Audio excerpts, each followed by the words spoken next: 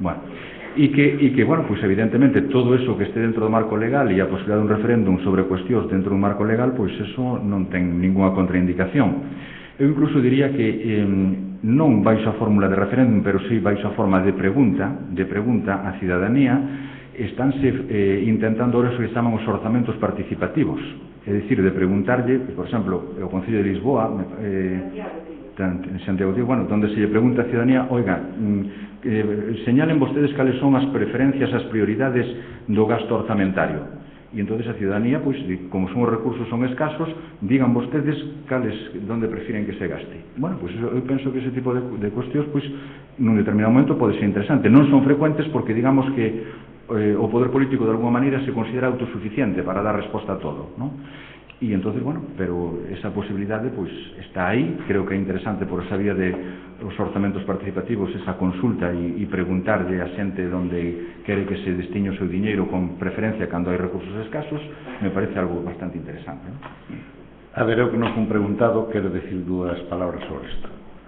O referéndum ten un gran problema, e é que solamente é útil, e por decirlo de alguma maneira, pódese considerar como un instrumento democrático de primeira magnitude cando se pode facer unha pregunta moi concreta e pode ser respondida de unha maneira moi simple, en términos generales, sí ou non, como Cristo nos enseña, que era o que decía do Padre. E, por tanto, non é un instrumento que permita discusións ou debates de política. Solamente permite a ratificación de decisións que previamente foron sobredebatidas. A ver, pensemos nós, por exemplo, o referéndum da Constitución. A Constitución falase dela durante anos antes das Cortes o 15 de xunio do 77, despois debatese durante 2 anos a redacción da Constitución, hai densísimos e importantísimos debates sobre ela, e finalmente o que se nos pregunta a nos é se a Constitución ou non a Constitución. Se se nos preguntase algo máis, se a pregunta fose oscura ou non fose materializable nun feito tan concreto como si tiramos para diante, non tiramos para atrás, e tuveramos que matizar de outra maneira esa resposta, evidentemente o referéndum non serviría. E a segunda cuestión é importante cando se fala das cuestións ás que Carlos se refería ahora. A ver, cando nós utilizamos a ciudadanía para facer determinados tipos de consultas, temos que ter moito cuidado, porque teríamos que supoñer que a ciudadanía previamente se informa suficientemente e ten suficiente capacidade para adoptar determinadas decisións. Non porque non a teña no sentido de que sean decisións moi difíciles. En política non hai decisións de gran dificultad, pero hai que estar nelas. Hai que conocer cales son os límites presupuestarios, cales son as formas en que se pode exercer, cales son os compromisos contraídos, etc. E, por tanto, pode ser que un ciudadano non este en condicións, obviamente, de responder a unha pregunta, non este en condicións de participar nela. Podríamos abrir debates generalizados. Eu creo que a primeira oportunidade que se abre agora, pero que está lonxísimo, pero eu creo que a primeira oportunidade que se abre agora, que está moi en estudio, é hasta que punto determinado tipo de formas de comunicación moderna podían permitir a toda a ciudadanía participar en debates prolongados que tuveran unha escenificación. Por exemplo, nós poderíamos estar vendo sobre un determinado tema o debate dunha lei no Parlamento, e nós poderíamos facer un debate en paralelo, e podíamos estar durante moito tempo seguindo ese debate e comunicándonos con nosos diputados, e poderíamos estar introducindo demandas ou matices ou negativas que se van recibindo. E finalmente, nun momento determinado, poderíamos facer, por exemplo, un debate sobre a lei total. Eso que sería unha democracia directa e que hasta ahora non era posible, en términos técnicos xa sería posible. Podríamos votar unha lei e salir inmediatamente 16 millóns de sí, 17 millóns de non. E, por tanto, aínda que non valera para facer o debate no seu conxunto, máis que a través de un proceso indirecto, podría servir, obviamente, para facer a ratificación final dunha lei. Pero eu creo que os referendos hai que ter moitísimo cuidado, porque podemos, a través do referéndum, pódese colar calquera tipo de política que a ciudadanía ou non sea capaz de entender ou non sea capaz de respostar nunha forma tan concreta e determinada como é que o referéndum expresa. Dito de outra maneira, o referéndum non é unha forma para establecer políticas públicas, senón que é unha forma para facer grandes determinacións sobre o sistema e sobre os seus fundamentos. Eu creo que iso é así. A ver, sí, por favor. Gracias pola teño nada a falar. Quería preguntar ao señor, a don Carlos Varela, como fiscal xeral de Galicia. Eu, na miña condición como concelleiro dun ayuntamento, queríalle preguntar se a xusticia cá en Galicia é a mesma que se aplica, por exemplo, en Madrid. Explícome. Eu, por exemplo, como concelleiro, limiteime a poñer varios casos que eu consideraba que eran irregularidades bastante graves, os puxen a disposición da Policía Xudicial, da Fiscalía Anticorrupción, está incluso lle mandei a usted un escrito, pedindo unha entrevista. Tendo coñecimiento todos os organismos de aquí de Galicia, sin embargo, aquí foron todos rechazados prácticamente, e teño dous casos no xulgado de órdenes que levan 7 ou 8 anos de riba para baixo sin solucionar. E, sin embargo, denuncias que eu presentei ante vostedes chegaron ao Tribunal Supremo. Hai 3 ou 4 sentencias firmes de orden de derribo que poden supoñer hoxe para o Concello de Rosso 3 ou 4 millóns de euros, que vamos, é inviable totalmente. E nesto lle quería preguntar se a xusticia daqui de Galicia se aplica dunha maneira ou se aplica igual que a de Madrid, porque non me coinciden a min os datos. A de Madrid hai sentencias firmes e aquí foron completamente desatendidas. Nada máis, gracias. Bueno, pois deben aplicarse porque as leis son as mismas. As leis son para todo o Estado e, polo tanto, a legislación debe ser aplicada. Vamos a ver, aquí hai uns procedementos perfectamente diseñados, establecidos por as leis do proceso, que regulan os procesos, nos cales, se vostede formula unha denuncia ante un órgano como pode ser a Policía, a Fiscalía ou un xulgado, ten que ter vostede unha resposta, porque por parte, polo menos, da Fiscalía do xulgado, hai que dar unha resolución motivada, hai que editar, no caso da Fiscalía, un decreto, e no caso do xulgado, pois será un auto ou unha sentencia en función de se houbo ou non xuicio. E aí se dá unha explicación, debe darse a vostede e dicirle, bueno, pois mire, os feitos que denuncia vostede teñen característica de delito, non a teñen, ou sin embargo, pois, lle dirán, por exemplo, a Fiscalía lle pode contestar a través dun decreto e dicirlle que entende que os feitos non teñen característica de delito, pero que se quere vostede pode reiterar a denuncia ante o xulgado de instrucción. Iso é unha forma de responder. Moitas veces ocorre que a xente pois se queda ca primeira resposta, non profundiza, non vai máis alá, e entonces, bueno, pois esa resposta lle resulta totalmente insatisfeita, pero pode explorar todos os recursos que lle dá o sistema de xustiza penal, neste caso, para chegar a unha resolución de fondo. E entonces o que non está previsto é que non lle den a razón, é dicir, non hai obligación por parte dos órganos judiciais ou da Fiscalía de darlle a razón a alguén nos seus plantexamentos, e un pode ser defraudado porque non lle dan a razón, pero eso sí que non está na lei, que hace que dar necesariamente a razón.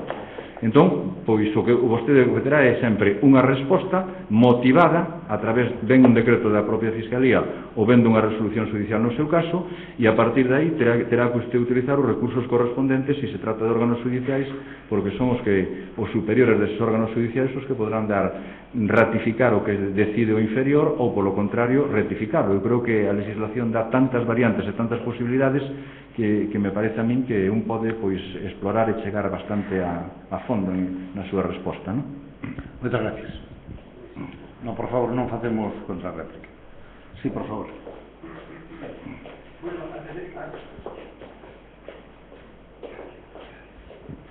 Antes de nada, parabéns a Fundación Araguanei e aos seus patronos pola elección do tema na actualidade e pola elección tamén dos ponentes. Parabéns tamén aos ponentes pola diagnose da desafección cidadá coa política en xeral e tamén pola análise dos mecanismos para combatila.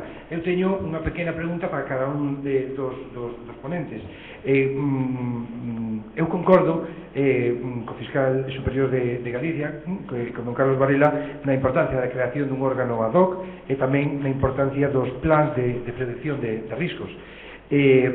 Pero, claro, reflexionando sobre a situación actual, da corrupción actual e todos eses casos que se mencionan e que están nos medios todos os días, a miña pregunta, que é un debate que tamén está na rúa, dame a impresión de que non nos temos que asustar pola situación de corrupción, todo o contrario, o mellor incluso teríamos que alegrarnos, porque o feito de que xurdan tantos casos de corrupción podería implicar que a acción da xustiza está máis viva que nunca. É dicir, asumo que esta circunstancia é o resultado dun proceso viciado e que agora simplemente saltaron a palestra unhas causas que viñan de atrás, unhas orixes que se remontan a tempo atrás.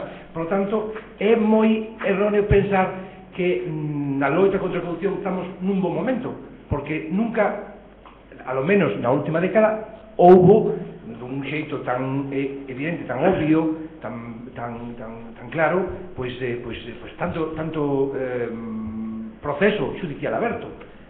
Non sei se entendo o que decir.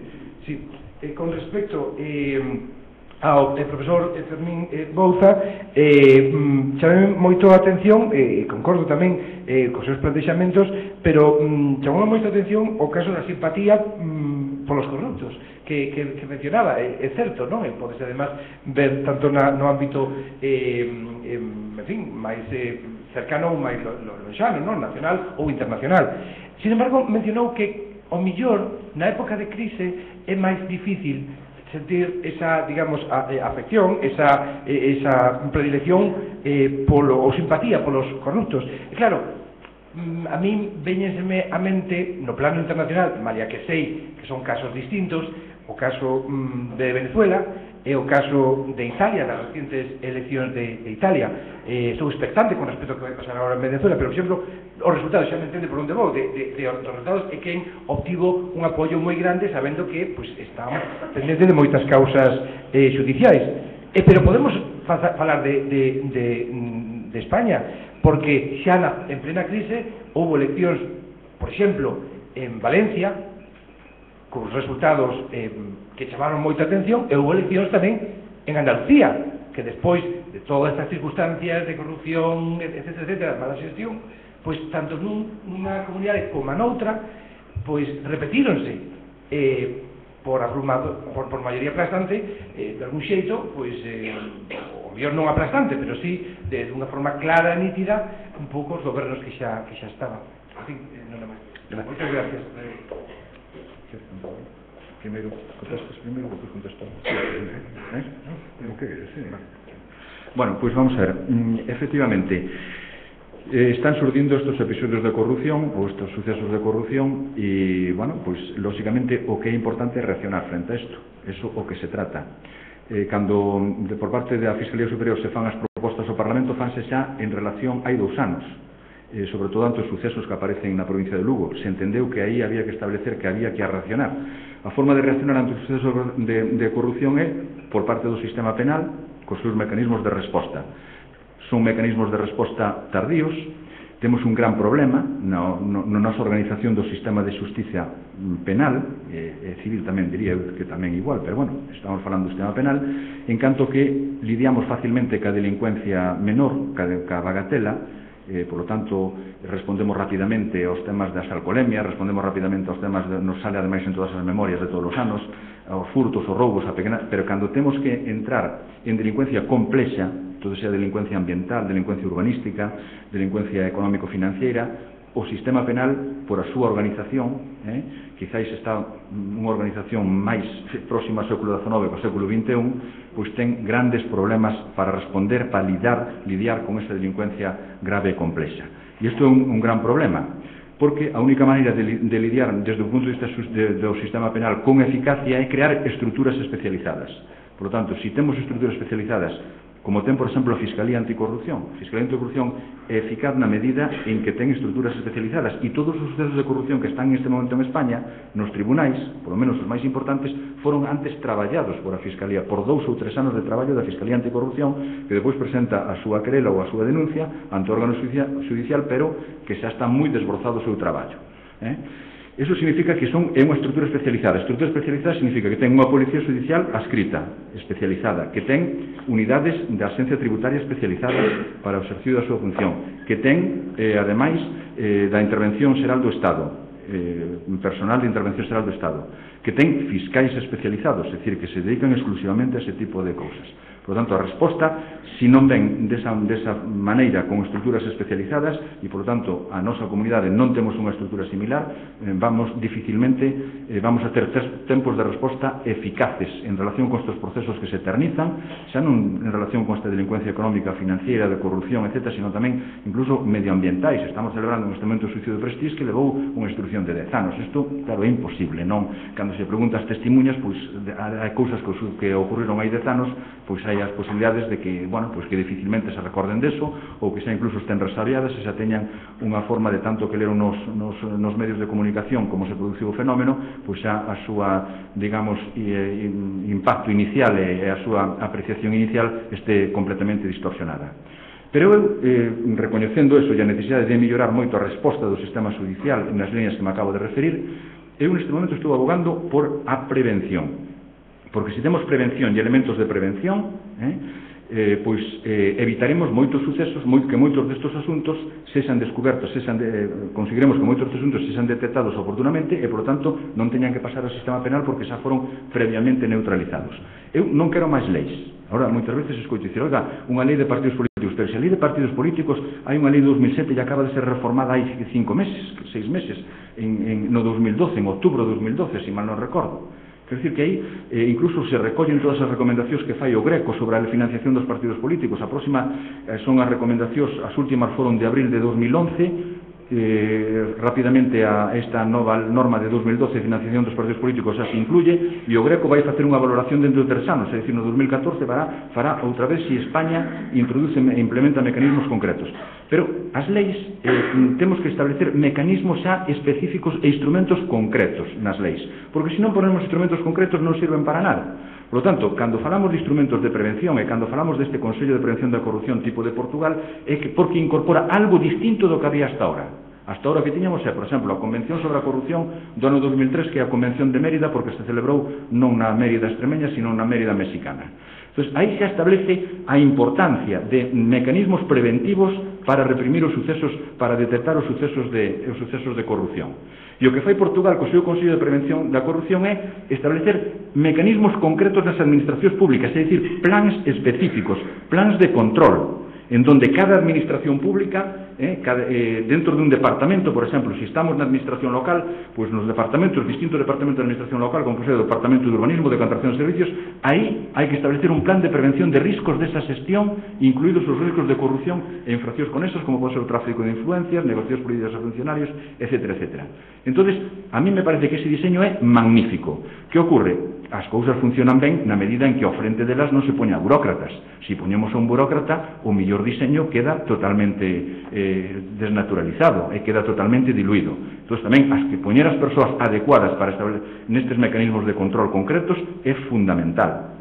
Os cargos, hai cargos que teñen moita potencialidade, pero se ao frente deles se ponga un burócrata, o cargo non sirve para nada, as súas potencialidades van a quedar diluídas. Bueno, pois, estes mecanismos de control, están perfectamente diseñados, tal como se implementa Portugal. A meu suicio están perfectos como mecanismo de prevención, con unhos responsables, ademais, a hora de detectar e dar a alerta para que poidan ser neutralizados no momento en que ocurren, pero sucede que hai que poñer as persoas adecuadas para establecer esos controis e despois, lóxicamente, os mapas de risco teñen que ser permanentemente actualizados, porque poden aparecer novos comportamentos, o corrupto que mira e fai unha especie de análisis de risco, é dicir, que posibilidades teño de ser detectados, que mecanismos de control dá. Entón, en función deso, decide continuar ou non continuar. Moitos continuarán a pesar dos mecanismos de prevención, pero, bueno, xa se arriscan a ser perfectamente detectados e controlados, sempre cando, insisto, se delimiten en cada actividade as medidas de control aceitadas, se poñan as persoas aceitadas para facer esos controis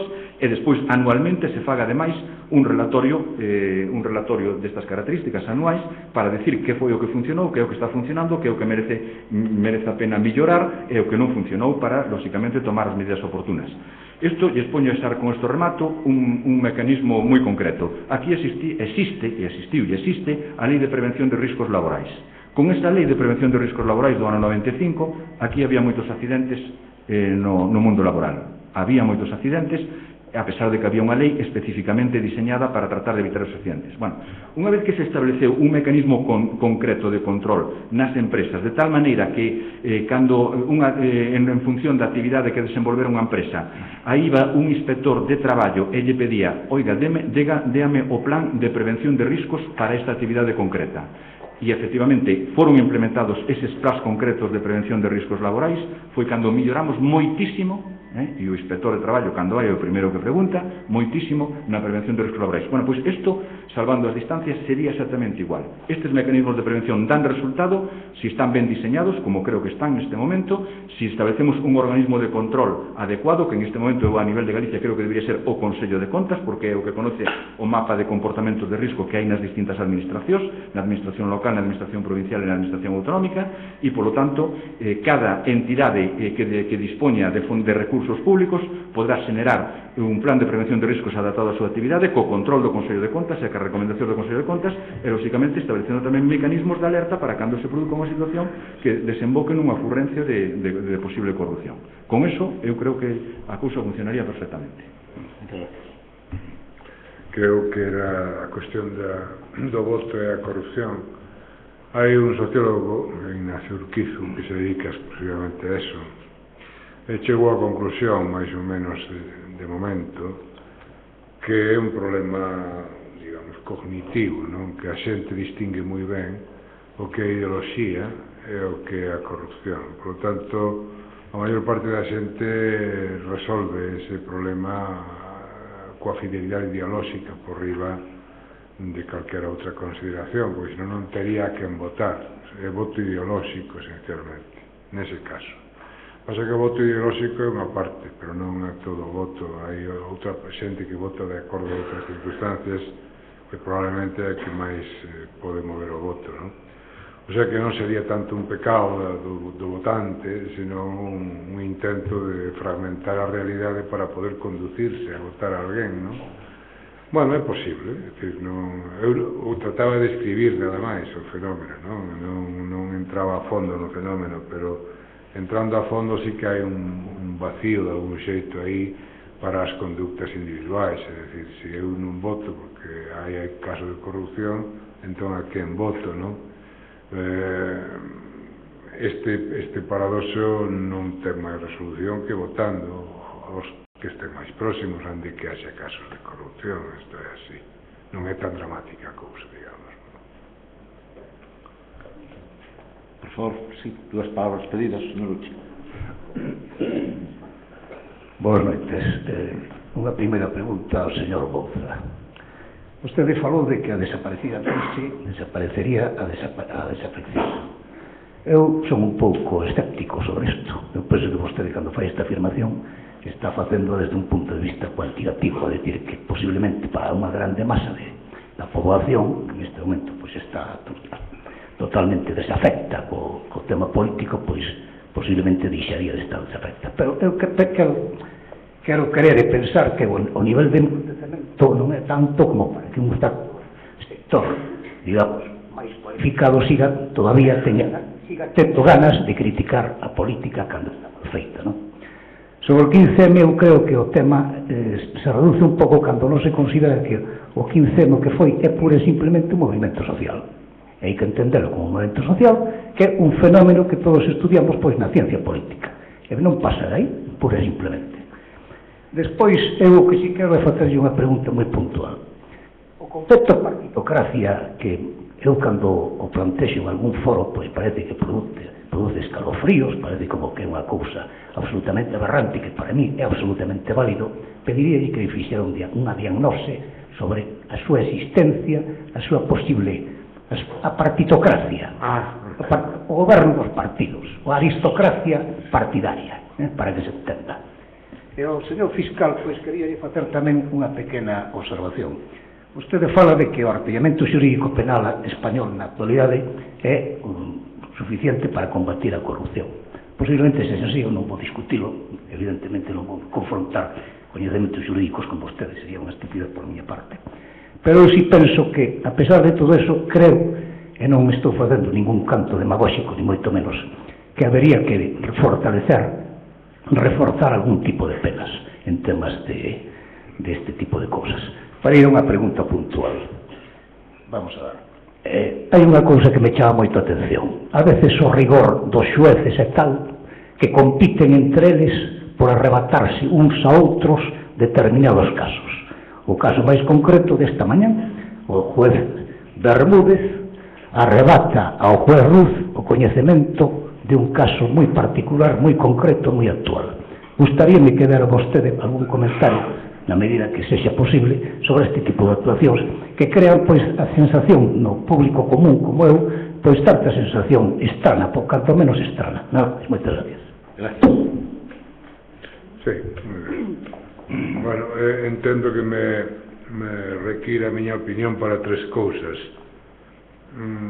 Dixen eu que a fin da crise sería a fin dos movimentos como 15M, porque nacen coa crise.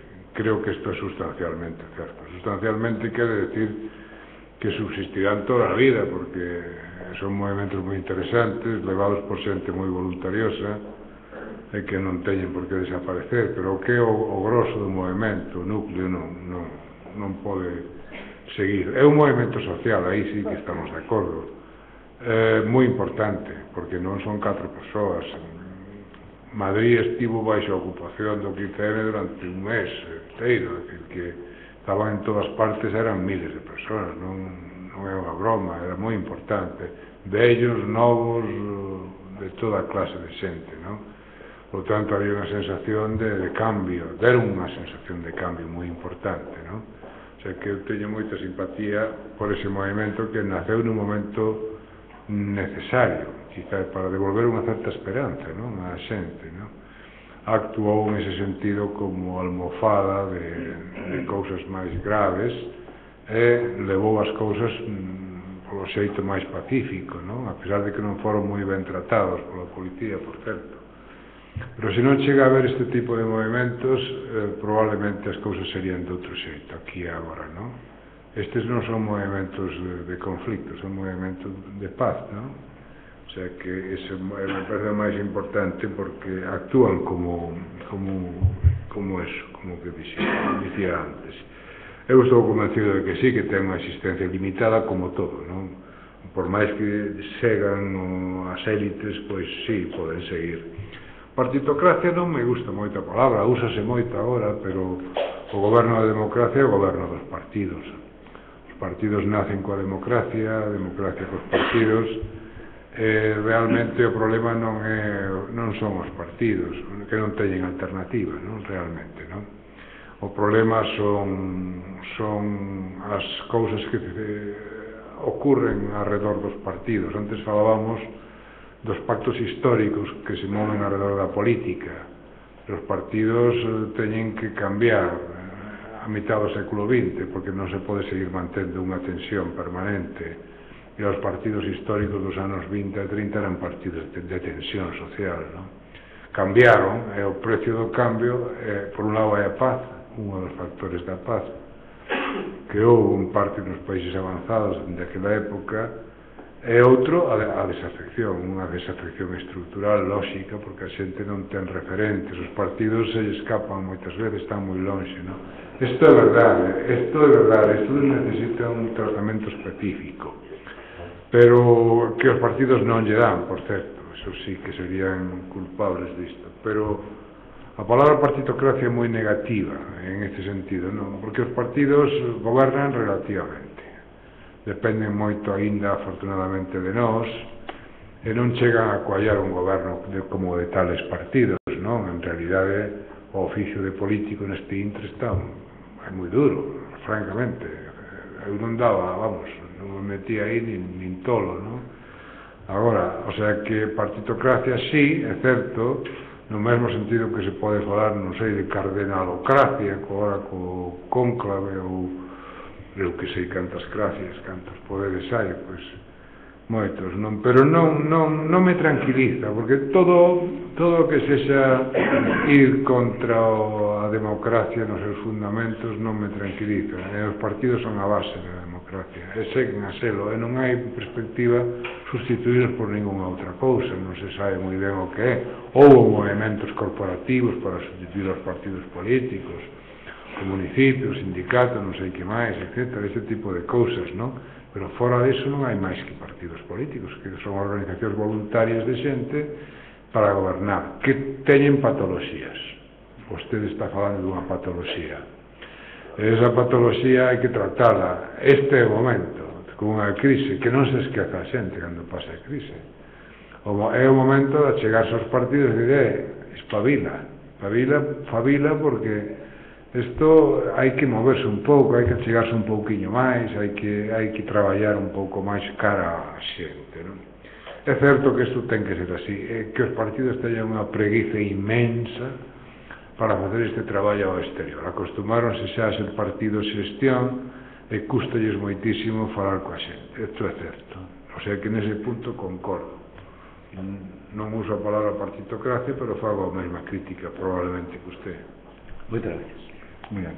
Bueno, pois pola miña parte, en relación á primeira pregunta, bueno, se sabe vostede que é recurrente decir que cando se produce un determinado comportamento delictivo, pois o primeiro que se di é hai que incrementar as penas. Entón, en relación cos comportamentos relacionados ca corrupción, digo relacionados porque a corrupción no Código Penal non aparece como un delito autónomo, sino que a corrupción se concreta, por exemplo, en tráfico de influencias, negocios prohibidos a funcionarios, o cohecho, o soborno, etc. Bueno, pois temos unha actualización de penas que se produciu na reforma recente do Código Penal do 2010, fundamentalmente referidos ao soborno, o delito de cohecho, onde se actualizaron as penas incluso hasta 8 anos de prisión. Eu esta mañán que xa me esperaba unha pregunta en este sentido, pois fixen un cadriño establecendo todos estes delitos relacionados ca corrupción, as penas mínimas e as penas máximas, e entón vexo que prácticamente na totalidade deles hai 3 penas acumuladas, que son a pena de prisión, unha pena de multa e unha pena de inhabilitación. E as penas de prisión van hai penas de 3 anos, de 4 anos, chegando hasta 8 anos nos supostos en que se aprecie algunha agravación. Eu creo que desde o punto de vista, tendo en conta ademais que esta reforma de penas foi no 2010, a mí me parece que isto xa está suficientemente actualizado como para que non seguir neste discurso. Isto é o que penso eu. Respecto á segunda cuestión, fala vostede efectivamente, a mí me chama moito a atención porque cando estaba vindo para aquí, pois estaba mirando na tablet o último que estaba pasando, chamoume moito a atención, pois que efectivamente, si efectivamente están sobre o mismo caso peleando, digamos, dous xuíces, pois eso aí algo está pasando. Entón, claro, digamos que as normas procesuais teñen mecanismos para a resolución que se chaman conflitos positivos en que dous xuíces queren coñecer do mesmo asunto ou conflitos negativos no que ningún deles queira coñecer. Entón, me imagino que ao final pues, habrá que aplicar as normas en este caso de conflito positivo si son os dous que queren coñecer do mesmo asunto, e un dos criterios que se suele establecer para que establecen este tipo de normas de conflito son que o que leva máis o máis antigo pois prevalece sobre o moderno, a non ser que efectivamente un este investigando unha cousa e o outro este investigando outra, cousa que non nos sei neste momento, non? Pero chamou a atención como vostede, pois, este, digamos, conflito positivo que se está producindo neste momento, non? Moitas gracias, por favor. Noites. Eu como non son do país, lamento ter que falar en castelán, porque se falo no galego, leva moito máis tempo expoñer a miña inquietude. Para el señor Bouzas, en el aspecto técnico, cuando hablaba de las encuestas y de la pregunta abierta, en esas 3 respuestas que se suele obtener, lo digo porque he trabajado en eso, y sobre particularmente la respuesta que se da aquí de incluso admirar a los corruptos, que se da en todo el Estado, ya que he tenido la oportunidad de hacerlo para todo el Estado, y he tenido también la oportunidad de trabajar en Estados Unidos con este mismo sistema, también observando esta respuesta sobre, digamos, el porcentaje de respuestas de admiración incluso a los corruptos, por su poder, por los recursos que manejan, por no decir directamente el capital, que puedan manipular a su antojo o apropiarse de él. Mi pregunta es concreta.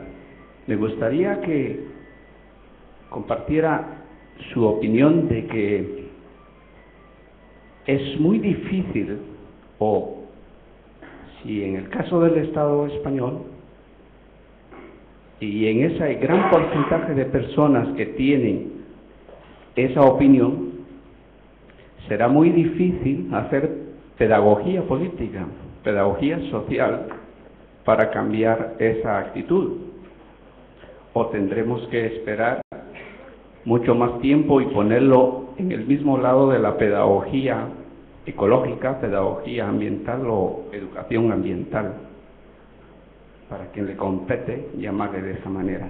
Tendremos que esperar mucho para que esa percepción, o es muy idiosincrático en la sociedad hispana.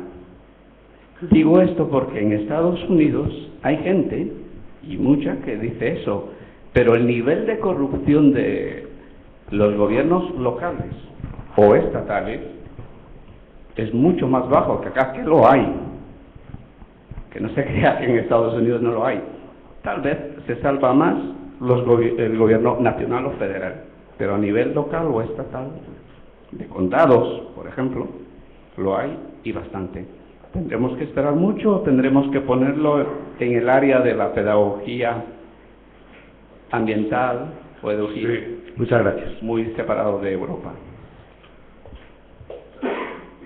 Sí, yo creo que hay que esperar mucho, si tengo que elegir, porque la gente tiene una deseducación política muy grande, ¿no? Y aquí más, porque hemos pasado muchos años de dictadura y ese tipo de pensamientos malevos, que digo en argentino, abundan, ¿no?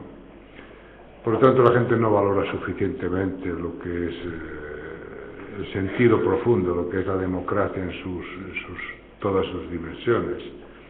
Y es complicado que la gente cambie sus criterios. El convencimiento con que decían esas cosas es absoluto.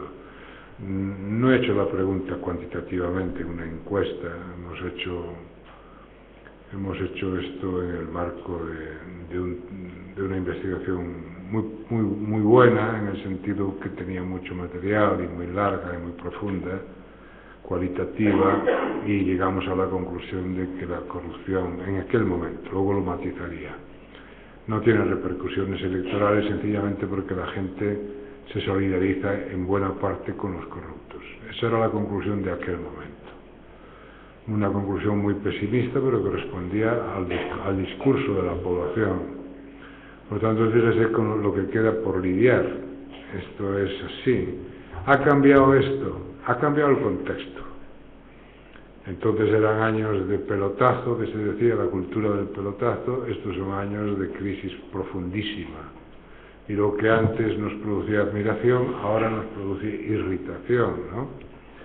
Pero por eso siempre recalco con la corrupción que es un fenómeno muy complejo, que da la medida también de la madurez política de una sociedad, ¿no? Y nos falta un poco para, vamos, Estados Unidos también, no se hagan ilusiones, también, pero a nosotros nos falta mucho para llegar a una madurez que permita evaluar cosas y pensar cosas con cierta consistencia de esta clase, cosas complejas o delicadas desde el punto de vista ético. Por tanto, esto es lo que hay, y no he cambiado mucho mi opinión en este sentido. Creo que la gente sigue siendo muy tolerante con la corrupción y solo en el marco de una crisis alcanza a ser algo verdaderamente que puede llegar a cambiar el país, como es el caso ahora de lo que está ocurriendo, ¿no? Pero porque hay una crisis. Si no hubiera una crisis tampoco tenía mayor importancia, probablemente. Muchas gracias. La ciudadanía sobre la clase política pudiera traer consigo una transformación radical del sistema del padrón electoral. Quiero decir, ¿podría acabar el bipartidismo? ¿Podría una transformación a la italiana? ¿Puede cambiar el sistema? A la italiana de ninguna manera. Este es un país mucho más trágico que Italia, donde es difícil que quepa ese tipo de humor político italiano. Digamos que somos mucho más serios y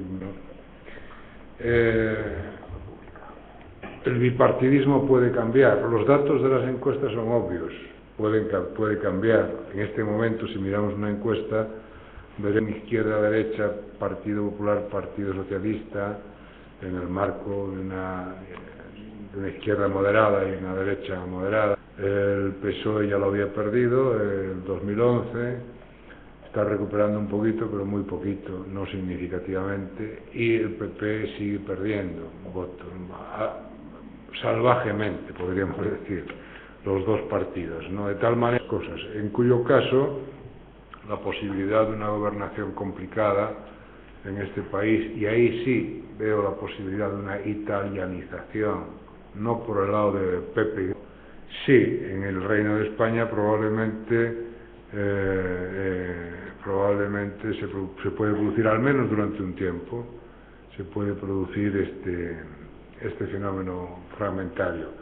15, entón, recuperar moito voto, tamén isto nunca se sabe, porque non somos adivinos, non? Pero si me pregunta a miña opinión, a miña estricta opinión, e as opinións son subxectivas, basada en datos, nun dogma de fe, eu creo que nin siquiera en 2015 haberá unha fractura do bipartidismo importante, haberá un incremento de voto dos dous partidos que están ameazando un pouco a PP pola dereita, UPyD, que é unha dereita crecendo, non?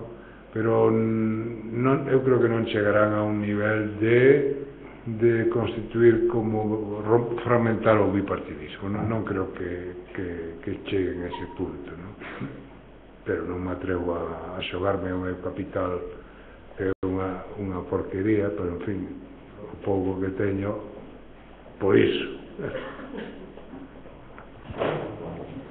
Boas noites a todos. Aquí tratouse de pérdida de valores, o sea, estamos vindo que cada vez os principios estánse desmoronando, e iso é consecuencia de que hoxe hai crisis económica. Toda a ciudadanía tiña un gran aprecio por Rato, por exemplo, un caso concreto. Sin embargo, a pérdida de credibilidade por parte dele foi un dos factores máis notorios que afectou a banca encerada. Na parte eclesial temos tamén unha crisis. Isto está ben claro manifestado por a renuncia do actual Papa. Pero non solamente a pérdida de valores afecta a parte eclesial e a parte económica.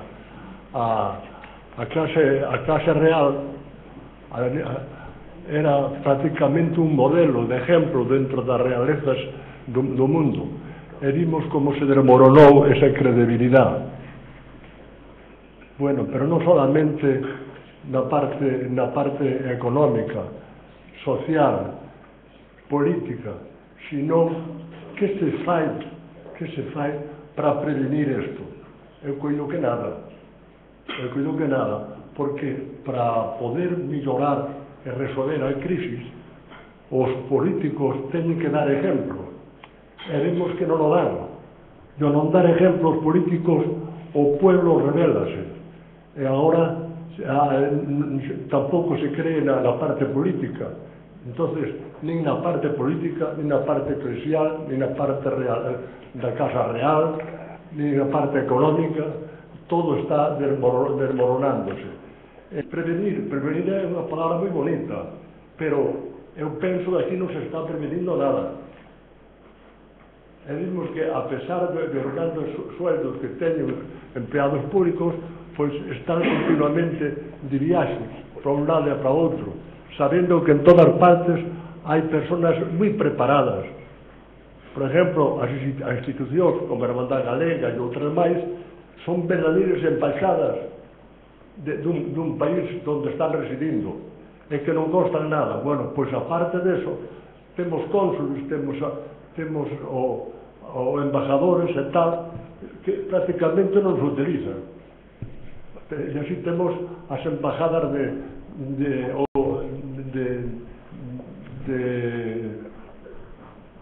de Cataluña, as embajadas do País Vasco, estas mesmas embaixadas de Galicia que van por un sitio por outro a recorrer o mundo, cando ali está todo prácticamente controlado. Entonces, a eso é que me quero referir eu, que non empleamos o sentido común, yo non empleo sentido común, esta bola vai aumentando cada vez máis, non sabemos hasta onde pode chegar. Gracias.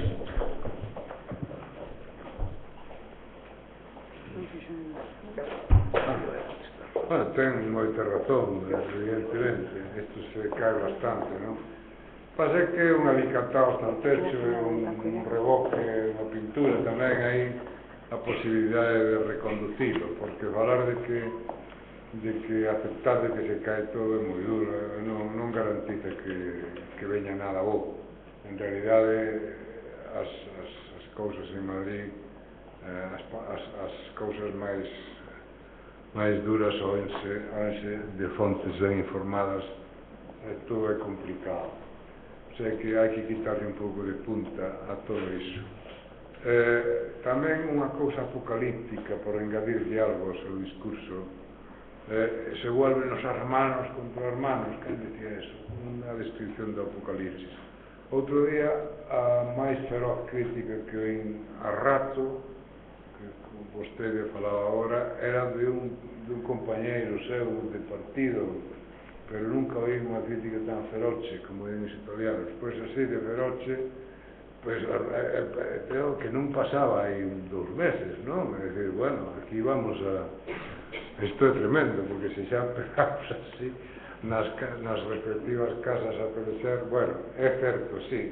A sensación, eu cando empezou a crise, me cansei de advertir que era unha crise moi seria, porque os economistas así o dicían, e porque analizando a situación veíase que era unha crise moi seria, moi longa, moi fonda, e que non ia parar en moitos anos, e que aquilo iba a arrastrar moitas cousas, dende logo as que está arrastrando e as que quedan por ver. É dicir, as crises non son gratis, as crises pasan factura. Estamos empezando a pagar esa factura nas institucións, no paro, en todo. É unha factura terrible. Quizáis nunca pasamos unha crise deste calibre. Non sempre pensei na miña vida, nunca tive unha guerra cerca, por exemplo, non? Eu nací, vivín en paz, tiven que soportar o franquismo en algún momento máis duro que noutro, pero unha guerra, o que se di unha guerra, nunca me tocou pasar. Eso agradecinho moita a historia, pero neste momento estamos pagando eso. Non, unha guerra non houbo, pero vades pagar todas xuntas, porque a crise ten as características non tan destructivas dunha guerra de persoas, pero si destructivas do tecido social, das institucións e de todo o que arrastra, non? Por lo tanto, hai que intentar reconducir todo o que un poida ao seu arredor para o mellor camiño, non? Porque botarlle máis leña ao lume neste caso non é positivo. Por que non é positivo? Porque non hai saída, non hai alternativa. Se houbera ali en fronte unha organización que estivera disposta a recoller a desfeita desta crise, pois bueno, pois que veñan estes. Non hai nada. E como non hai nada, todo o que pode ocurrir é malo. Xentes que poden encher o vacío malamente. Entón, eu son moi partidario de intentar sacarlle punta a estas cousas, a ver se vamos tirando, non? Comparto a súa visión do mundo e do reino de España neste momento, non? Quédanos tempo para unha última pregunta. Sí, por favor. Temos entonces para dúas, seguimos rapidito. A ver, empezamos por aí. Antes, agradecido por estos debates que creo que enriquecen digamos, a conciencia da xente. A miña, oise? Sí. Estamos falando dunha crisis que pensamos, cando falamos dela, que é de todo o mundo, e a crisis non é de todo o mundo. A crisis é de 4 países que fomos mal gobernados. É dicir, se sacamos a Alemania, non tuvo a crisis que tuvo pola incorporación da Alemania do Oeste, pero en general a crisis afectanos a 5 países en Europa mal gobernados. E a causa de que nos afecte aos españoles, que é o que a min é o que me preocupa, é basicamente pola incompetencia do sistema político que temos. incompetencia que é derivada da artrosis que se generaba cos partidos. É dicir, hai algunhas modificacións que hai que introducir. Indudablemente, eu pregunto á mesa, non é necesario ir a un sistema de maiorías tipo condados ingleses ou algo para evitar que os partidos poñen listas cerradas e salen os bos, os malos e os regulares, e que sea a xente os que decide na súa comarca o representante que quere ter. A ver, di Fermín que me toca a min a resposta. Hai unha primeira cuestión que é terrorífica. Bárcenas foi elexido nunha lista aberta. A ver, é certo que é unha lista aberta sui generis, porque é a lista do Senado. Non é unha lista aberta sui generis, é unha lista aberta. O Senado é unha lista aberta. Os españoles temos tan pouco respeto á lista aberta que a utilizamos como cerrada. E tan a utilizamos como cerrada que os partidos chegaron a entregarnos a lista aberta coas cruces feitas sempre. O cual quere decir que non é verdad que estemos suspirando polas listas abertas. Non é verdad. Por que non é verdad? Porque eu creo que non é discutible que unha posibilidade de que un cambio do sistema electoral pudese ter algunhas repercusións importantes no sistema político. Pero o sistema electoral non cambia con pasar de listas abertas a pechadas. O sistema electoral cambia fundamentalmente por achegar o diputado á circunscripción, reducila e, por tanto, tender o sistema hacia unha forma mayoritaria.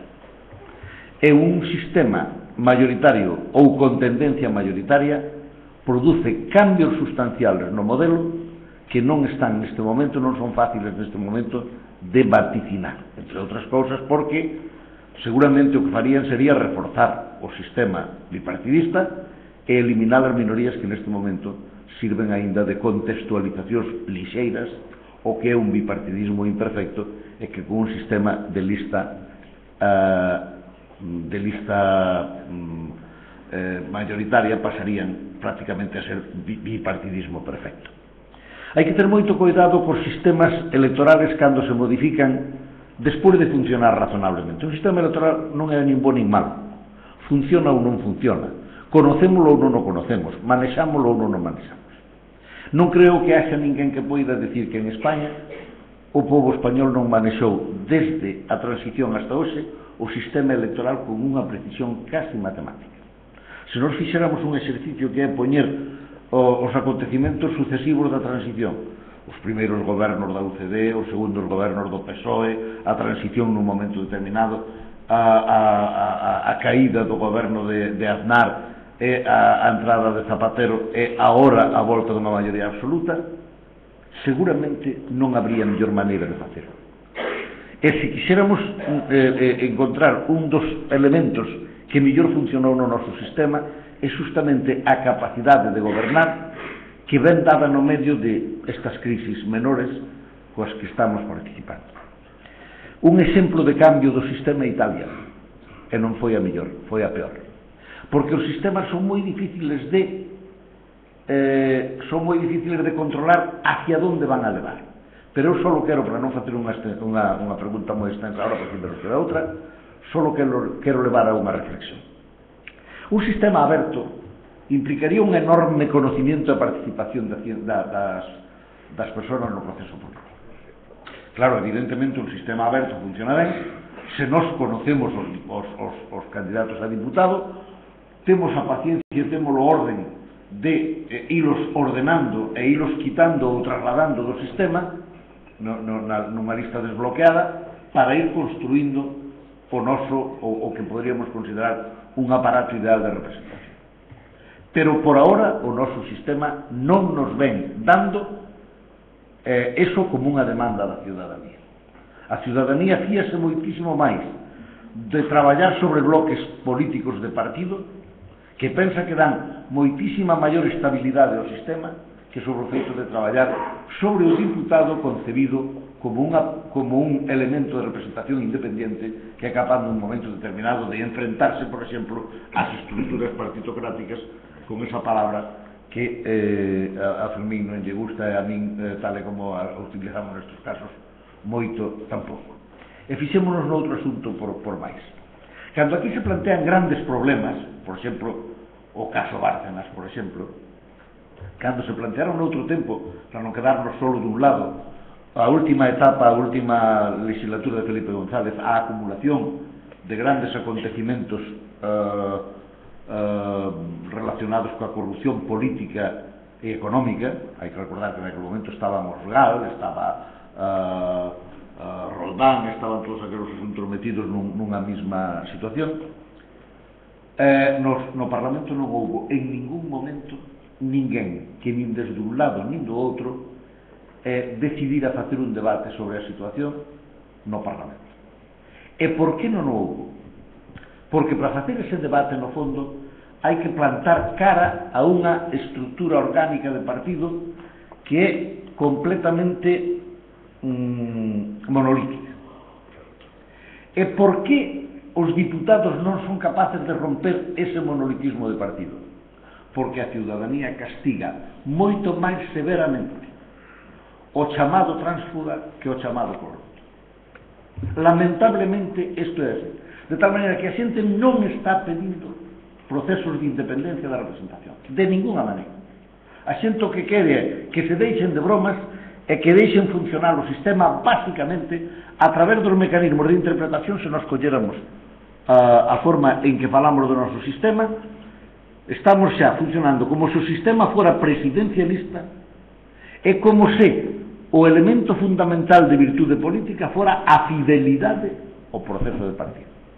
E calquera que interprete isto de outra maneira está chocando contra a realidade que se expresa en todos os casos nos que calquera político plantexou nun momento determinado unha demanda importante contra a estructura interna ou de dirección do seu propio partido.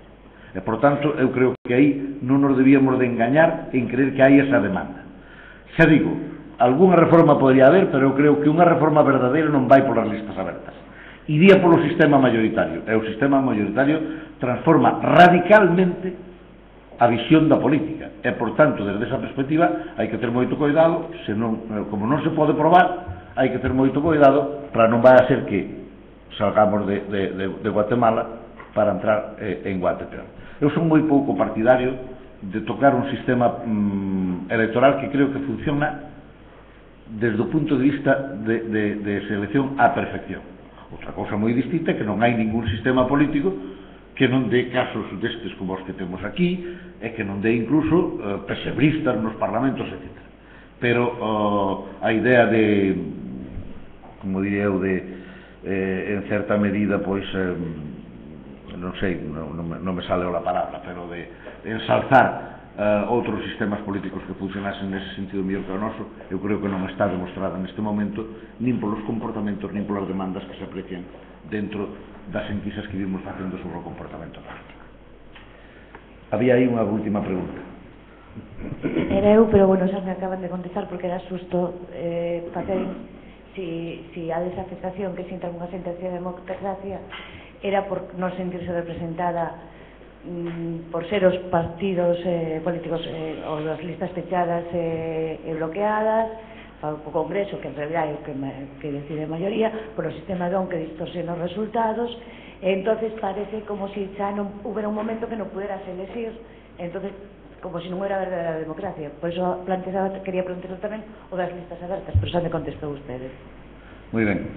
Pois, como son as 10:10, damos por terminado isto facéndolles unhos avisos como faría o cura ao final da misa. As próximas intervencións que hai neste foro son: o luns 8 de abril estará Eduardo López Busqués, que é director xeral da Casa Árabe, e falará sobre 2 anos de primaveras árabes, evolución e perspectivas. Estará presentado e moderará o debate María Teresa Ponte Iglesias, que é catedrática de Dereito Internacional Público e Relacións Internacionais da Universidade de Santiago de Compostela. E o seguinte martes, día 16 de abril, teremos outra conferencia moi interesantísima que será o papel dos media na democracia e na crisis. Estarán ese día Javier del Pino, periodista da cadena SER, Ramón Lobo, periodista tamén, e Carlos Caneiro, escritor e tamén periodista. Estará moderada por Jesús Núñez Villaverde, que é director do Instituto de Estudios sobre Conflictos e Acción Humanitaria. Moitas gracias por estar neste foro aragonés. Boa noite.